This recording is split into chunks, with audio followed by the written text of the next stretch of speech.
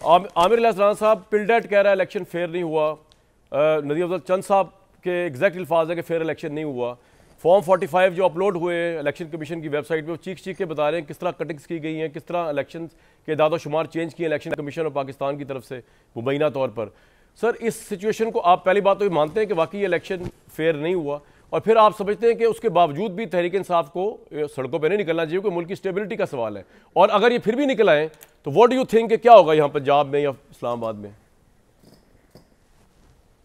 देखें, चंद साहब ने जो बात कही उनका ज़ाती तजर्बा है, उनकी पार्टी का तजर्बा है, और उसको क्यों कोई निगेट करेगा जो इलेक्शन उन्होंने लड़ा और हर दफ़ा लड़ते हैं, पहली बात। दूसरी बात ये कि जो पिलडेट की रिपोर्ट आपकी स्क्रीन पे भी चल रही है, उसने जहां 2018 और 24 का मवाजना किया है, उसको अगर आप पढ़ें तो उसमें लिखा हुआ है पोलिंग डे, उसके बाद नताइज, रिटर्निंग अफसरान, और जो कुछ सामने हुआ उसका स्कोर आया है 40, जो सेम है 2018 का।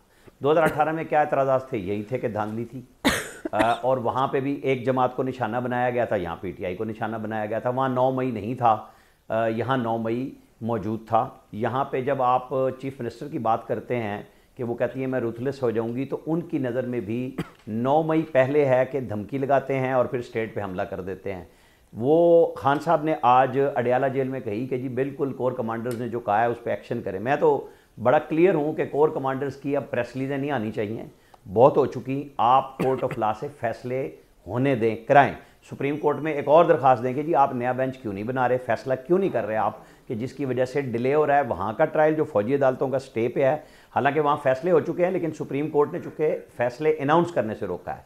इंसदाद दहशतगर्दी की अदालतों में तो फिर इतने बड़े बड़े फोरम से प्रेस रिलीज़ें नहीं आनी चाहिए, जाके प्रोसिक्यूशन अपना काम करे, फिर इंसाफ चीजें क्लियर हो। मतलब मरियम नवाज की एक मिनट, मरियम नवाज की जो गुफ्तगू है उसको आप देखें, और जो कोर कमांडर्स की प्रेस रिलीज है उसको आप सादा ना लीजिए। ये उस कॉन्टेक्स्ट में है जो सारे का सारा पाकिस्तान ने भुगता है, कि आप एक दफ़ा फ्री कर दें, दूसरी तरफ ये कर दें कि जी फौज गोलियां चला देती है अपने लोगों पे, तो क्या तबाही होती।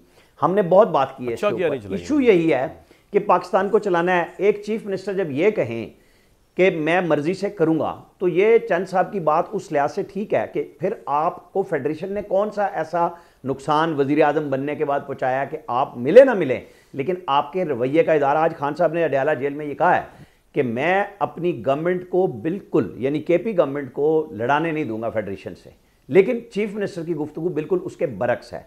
कल वो मिलके गए हैं, आज खान साहब ने गुफ्तगू की है, आज उनकी बात करें ना आप क्लियर। हाँ जी, चीफ मिनिस्टर हाँ जी, मैं उन्हीं की, वो कल मिलके गए हैं, कैबिनेट बनाई है, आज उन्होंने बाइकआउट कर दिया शहबाज शरीफ का। वो खान साहब की आज हाँ, अडियाला जेल में जो गुफ्तगू है आज खान साहब की, उससे टोटल मुख्तलिफ है। अब उस पर आप क्या कहेंगे क्या नहीं कहेंगे, लेकिन एक बात क्लियर है कि गवर्नमेंट्स आ गई हैं, उन्होंने एनएफसी का, जैसे शहबाज शरीफ ने कहा भी कि एनएफसी का तो हिस्सा हम दे देते हैं, बाद में फेडरल गवर्नमेंट के पास तो कोई पैसा नहीं बचता। बिलावल भुट्टो जरदारी ने जो बात कही कि गुड्स के ऊपर सेल्स टैक्स सूबों को दे दें, इसके ऊपर बात होगी अब नई गवर्नमेंट जब बनती है, कि बहुत अच्छी बात है कि अगर रिकवरी बहुत अच्छी हो जाए, उनका सब कुछ हो जाए, तो यहाँ ये तब आमिर भाई मुझे आप ये सवाल का जवाब देना कि ये तो देखें तहरीक इंसाफ वाले तो मुड़ने वाले नहीं आएंगे सड़कों पे, तो ये सिचुएशन असेंबली में आपने देख लिया कि तमाशा लगा हुआ है। चंद साहब ने बता दिया सुप्रीम कोर्ट से भी इंसाफ नहीं मिलेगा, इलेक्शन की इनमें ट्रिब्यूनल से भी नहीं मिलेगा, तो ये इलेक्शन क्या हुआ है फिर इस मुल्क के लिए, जिसमें लेजिटिमेसी का क्राइसिस है, जिसमें शहबाज शरीफ के ऊपर ट्रेंड चल रहे हैं। नहीं, ये लेजिटिमेसी का क्राइसिस उसी तरह है जिस तरह 2018 के इलेक्शन। सर वो भी गलत था ना, गलती की मिसाल तो नहीं दे सकते, इस तरह पावरफुल नहीं बना।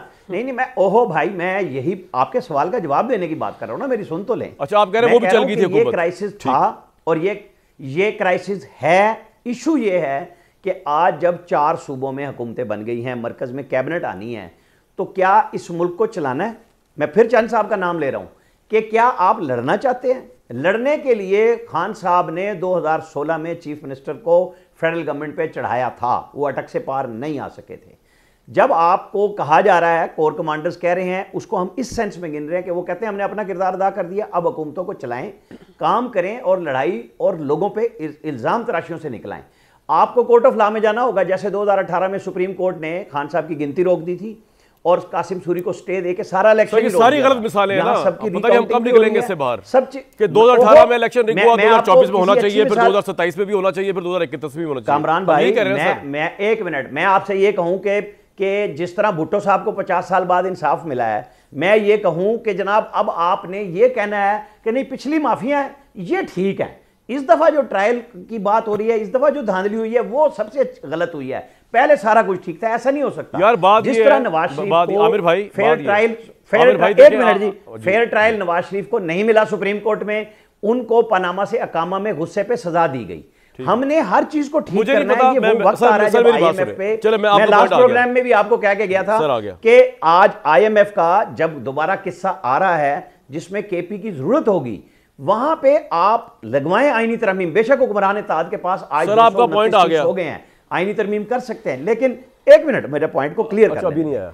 आज आपको जब सिस्टम ठीक करना है ना, जो आपका सवाल है वो ये है कि आप आईनी तरमीम का पैकेज बना लें और पहले 3 महीनों में आईएमएफ के साथ शर्त रखें कि जी आइंदा के इलेक्शन के लिए आईनी तरमीम की सूरत में गारंटी हो और सियासतदान नहीं बैठेंगे तो फिर आप अगला इलेक्शन भी बिल्कुल इसी तरह पहले भी बताया। बिल्कुल समझ आ गई सर।